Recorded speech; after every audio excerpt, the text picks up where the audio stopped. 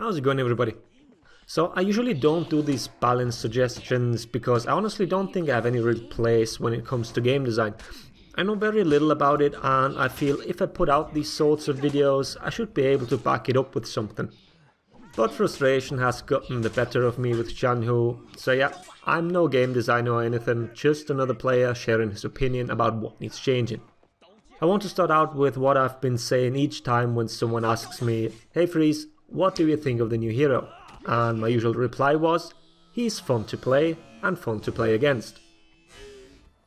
And I think that already points towards something. There are no oppressive moves or mix-ups for that character that makes someone feel totally overwhelmed or make it feel totally unfair because your own character doesn't have an answer to it. For one, it's mostly bash offense that people cry about, and as it doesn't have any of that, it automatically makes playing against it a lot fairer, but also a lot easier. And the reason for that is that A, it's a lot harder to defend against bash offense, and B, a lot of the time it's also extremely hard to punish that offense.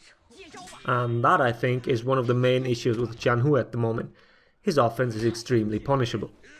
The whole risk-reward ratio is skewed terribly in favor of the opponent. There is no safe way to get damage in. Every single move is extremely risky. We're looking at 18 damage lights against possibly 50 damage for a parry of those very attacks. Those unblockables only being accessible in chain doesn't really help his case. Does every character have to be an absolute monster in 1v1 scenarios? No, obviously not.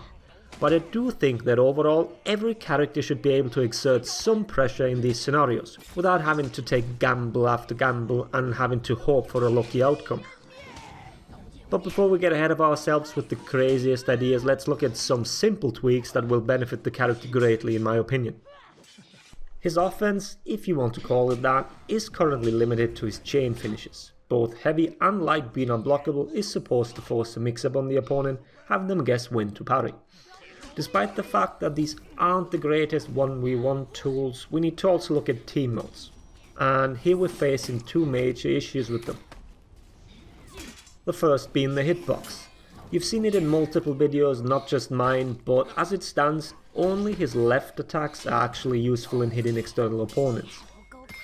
It's understandable that top attacks have a limited side hitbox, and the fact that the light finishers have really good forward tracking and momentum make those useful for a completely different purpose. But the side heavy openers, and especially the right side heavy finisher, need some improvements. There are tons of clips out there of the right side unblockable simply phasing through people. You physically see the weapon touch the character, yet nothing happens. This is a serious issue considering what the character is supposed to be, what role he's supposed to fill in the team. Well, to be honest, I don't know what the intended purpose of the character is, but I imagine that he's supposed to fill a similar niche that JJ does, just a little bit more offensive. So, to be able to even compete, let alone be an alternative, the recovery cancels need adjustments as well as need to be expanded. With that I mean that they first of all need to be consistent among the moves. I understand that they thought that dodge attack into dodge attack needed a bit of a bigger delay. Well, come on, the hero could feel even better if those delays were standardized to 300 milliseconds or maybe even brought down to 200 milliseconds. 200 ms is the minimum delay between combo attacks at the moment. For every character, if you throw a chain attack and buffer it, the delay between those two is 200 milliseconds. If that's a little too quick for recovery cancels, let's just try the 300 ms then. And then let Zhanhu recovery cancel his finishes as well. As it stands right now, throwing out a heavy finisher leaves me wide open to being punished, especially in teamfights if there are multiple opponents around. So not only are my hitboxes subpar at the moment, the attempt itself is highly risky as well. The only limiting factor in his change would be stamina then. And as we all know, stamina is already very limiting, so I really don't see any reason to not give the character those additional cancels.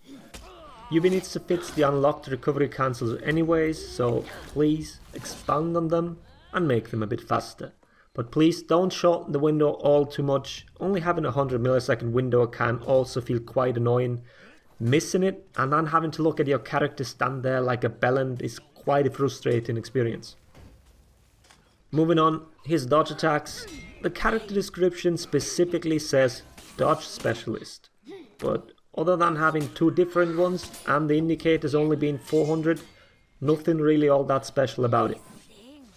It's on a fixed timing first of all, and then the attack itself do not extend the iframes of the dodge. I'm sure everyone who played the hero already has experienced this. You dodge something, but then you input your attack and you still get hit by it. It feels awful when it happens, and a dodge specialist shouldn't really suffer from that design choice if you ask me.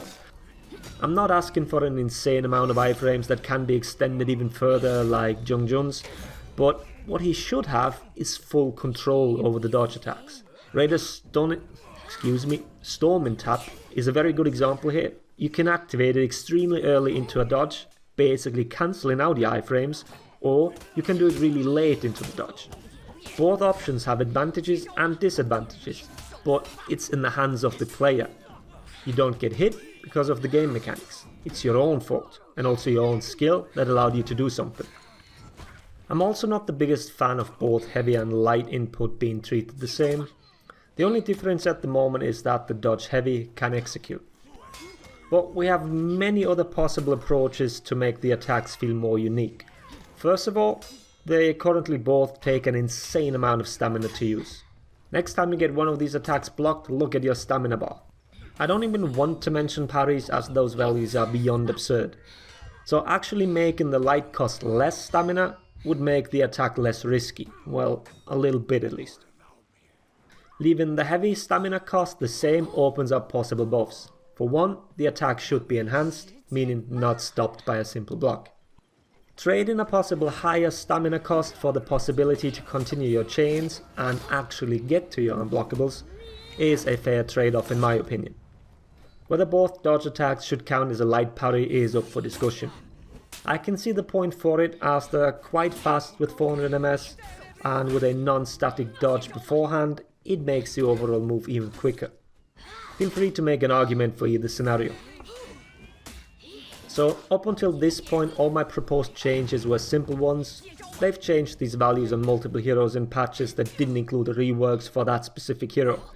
Warden's hitboxes were improved, recovery values get changed all the time now. So it's not that far-fetched to assume that these are rather easy to implement, but like I said, I have no clue if that's actually true. The next change I'm proposing does require some extra work though, probably even some animation fixes. To give Zhanhu more pressure in the form of his unblockables, I want the heavies to be chargeable, meaning they have variable timing. Imagine Hitokiri, but the heavies are always unblockable, well, the finishes. This would introduce many more different parry timings. The only issue I can see is that these finishes are interruptible simply by throwing a light, but as this can be baited out, I think it's an alright thing. Concerning the animations, Zhanhu's finishes already have a big wind-up, which could maybe just be held at the very frame before it gets released.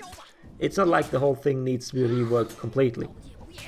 But I really want to hear some feedback regarding these variable timed heavies. I think they could work, and even at the very top level, it takes a lot out of the players to actually react to the parry flicker on these charged attacks. Combine this with good hitboxes in teamfights and all these recovery cancels, and I think the character could definitely be a viable pick as a team fighter. I'm not gonna talk about his feats, sadly they're really limited, but I'd rather you would take a look at all the feats, especially the distribution of them among different characters.